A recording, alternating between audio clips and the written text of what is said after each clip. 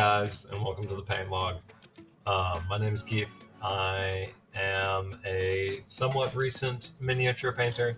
So like war game minis, Warhammer, Dungeons and Dragons, a whole bunch of stuff.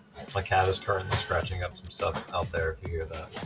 I'm starting this video series as kind of like a promise to myself, or more like a timeline. I just have a lot of minis and I need to get through them.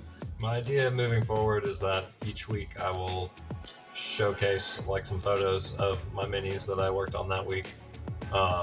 They might not be complete whole minis that I've painted, or it could be a whole bunch. I have no idea.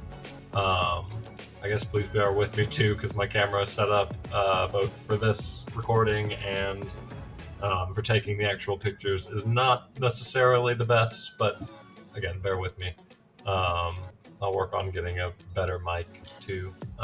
And with that, we'll move forward. I'll throw up some pictures of the minis that I painted this week. I can't decide if I'm going to talk over them 100% of the videos or not. I want to keep the videos as short as possible, just kind of focus on as like a progress update.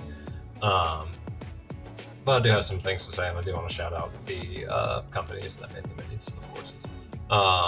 So cool. So first we have the Terrawings from the Hunters of Huanchi Warcry team. I do not play Warhammer or Warcry or any of that. I just like painting the models. And these guys were a whole bunch of fun to paint up. Specifically the one that's standing on the branch. That's just my favorite model. It's hard to come through in the pictures, but he just has such like a regal like pose to him. He's just very proud. And it's something that really stood out to me. I tried some dry brushing on their bodies, and I think it was a really quick and easy way of getting them their like chests and like knee areas to kind of stand out against the black of the rest of their body. But and I really wanted to try and do the kind of like the box art red glaze, black tint to the wing, but ended up just not having the time and wanted to push it forward.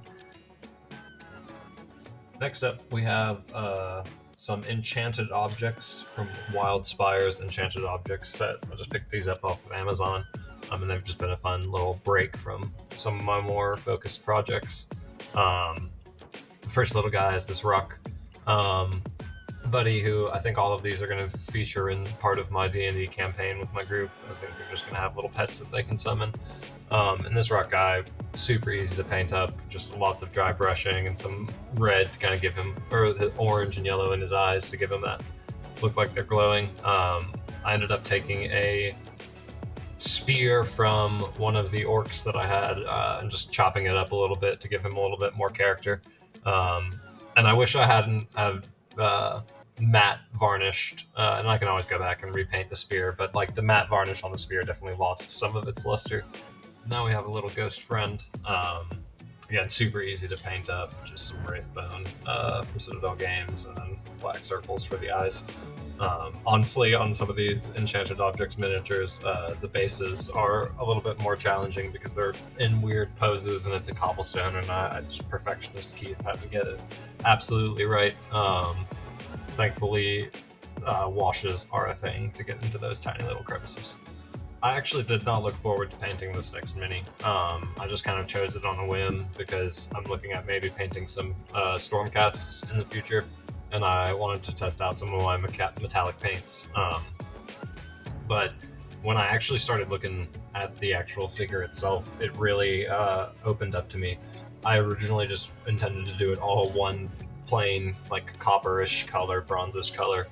But as I was like looking at it more in depth, I saw all these like nooks and crannies, and like the panels on the back of the leg specifically didn't even realize were there until I started painting. So it really turned out to be a cool little discovery. I really liked the fact that I was able to get the glowing eye effect too.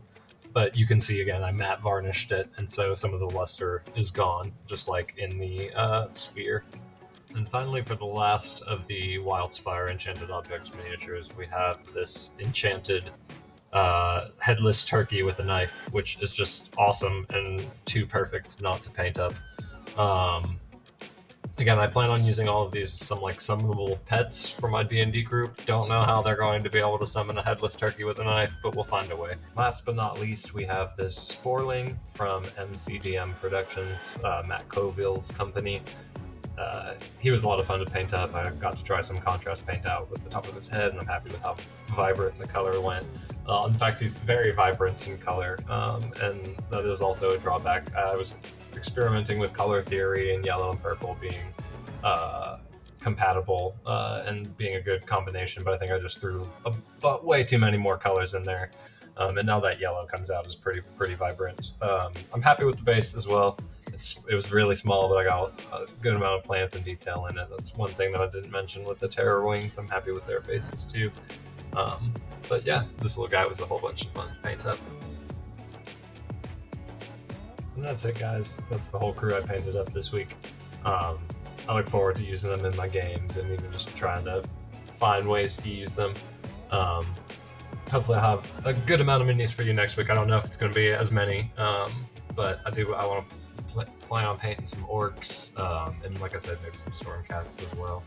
I did get the Stormbringer magazine, so I'm getting lots of minis really fast. I need to get through them, but I guess this is the point where I ask you to like and subscribe. It's not really why I'm doing this, but if you have a comment, feel free to leave it down there. I'll interact.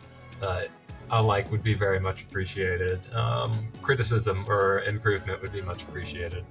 But yeah, have a good day, guys, and thank you for watching.